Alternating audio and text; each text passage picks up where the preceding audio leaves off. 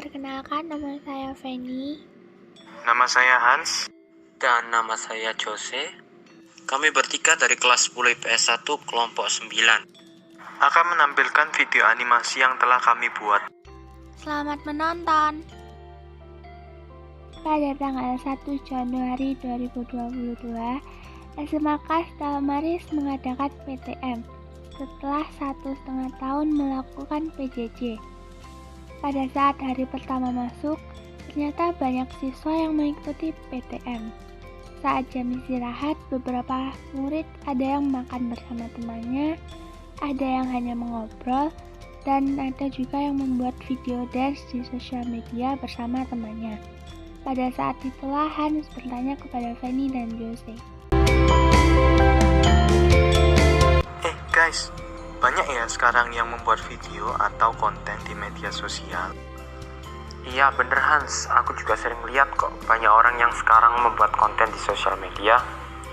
Dan juga ada beberapa orang yang sukses dari membuat konten di sosial media.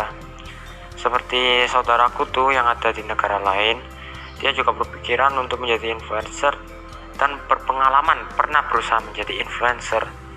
Katanya dalam bahasa Inggris ya, being an influencer really helps you a lot. When I have 100 plus K follower, I got an endorsement offer or a sponsor from a couple of company.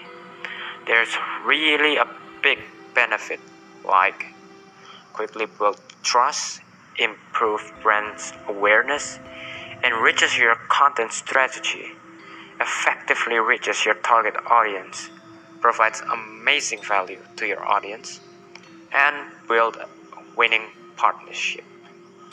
Bener Jos, hal ini membuat aku berpikir bahwa bidang ini memiliki potensi yang besar bagi generasi muda. Kita bisa lihat, semua orang memiliki potensi atau bakat untuk menjadi sebuah influencer atau konten kreator.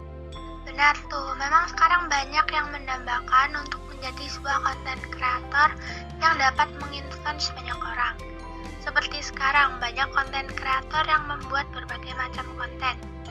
Misalnya seperti konten tentang fitness, fashion, tentang beauty, kuliner, di bidang IT, game. Ada juga yang mengedukasi tentang ajaran agama, seperti kitab suci, tradisi, dan lain-lain. Memang dampak yang dibawa setelah menjadi influencer ini besar guys. Ada dampak baiknya dan juga ada dampak buruknya. Loh, emang apa aja Jos dampak-dampaknya?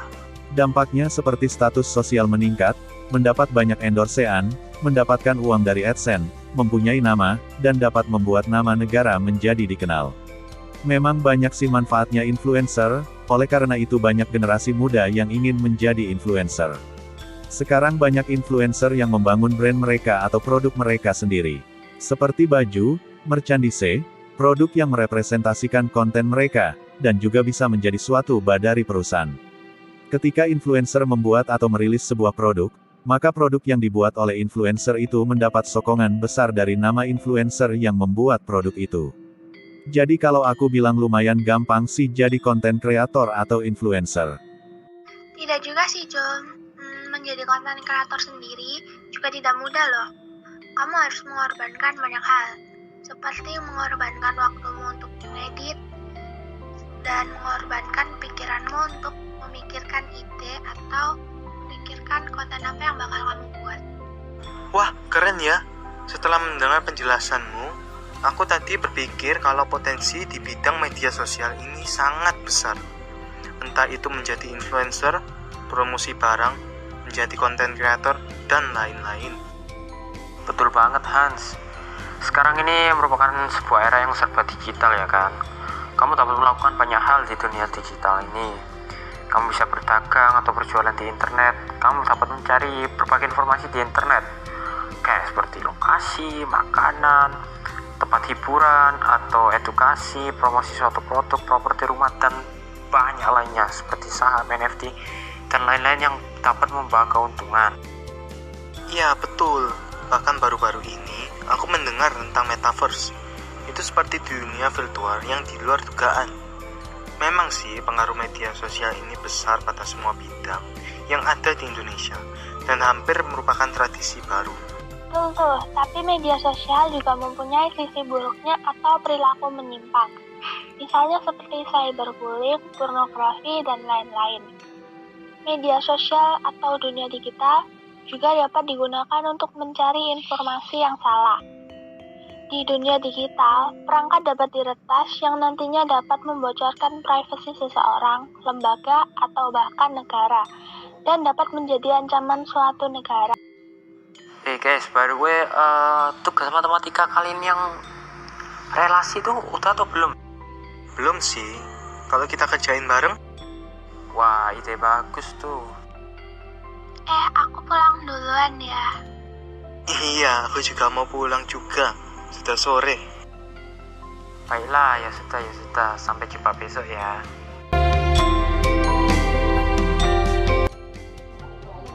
Guys, kalau zaman dulu kira-kira orang-orang tradisinya gimana ya?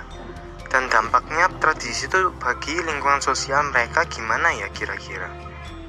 Zaman dulu itu masih belum ada istilah influencer kayak yang tadi kita bahas. Zaman dulu itu adalah zaman yang masih sangat tradisional atau belum modern. Zaman dulu itu juga belum ada teknologi internet. Tradisi yang masih ada sampai saat ini itu misalnya kayak tradisi potong jari yang berasal dari Papua. Tradisi ini dipercaya oleh masyarakat Papua sebagai petunjuk kesedihan karena yang ditinggal oleh anggota keluarga. Bagi suku Dani, jari mempunyai arti yang lebih dalam, disimbolkan sebagai bentuk kerukunan, kebersatuan, dan kekuatan dalam diri manusia ataupun sebuah keluarga. Wah, menarik juga ceritanya. Kapan-kapan mau gak kita mencari informasi lebih tentang zaman-zaman purba atau zaman praksara? Boleh juga tuh.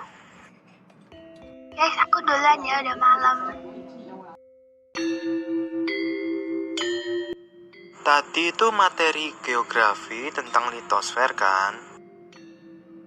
Iya, tadi kita itu disuruh berliterasi tentang litosfer, guys. Oke, mari kita mulai. Jadi gini, aku udah nemuin beberapa informasi tentang litosfer ya. Jadi litosfer itu adalah lapisan batuan yang membentuk kulit bumi, atau bisa disebut lapisan bumi paling atas setebal 66 km yang terdiri dari bebatuan.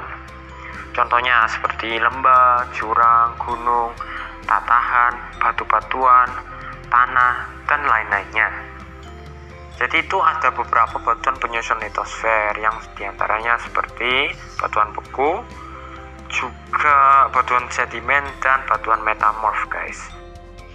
Lembah atau jurang kayak gitu kira-kira bisa gak ya dijadiin tempat wisata?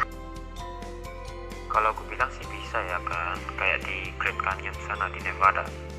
Oh ya, tempat-tempat seperti lembah seharusnya sih bisa jadi bahan konten, kayak kita merekam pengalaman kita di sana dan juga seperti mempromosikan tempatnya gitu.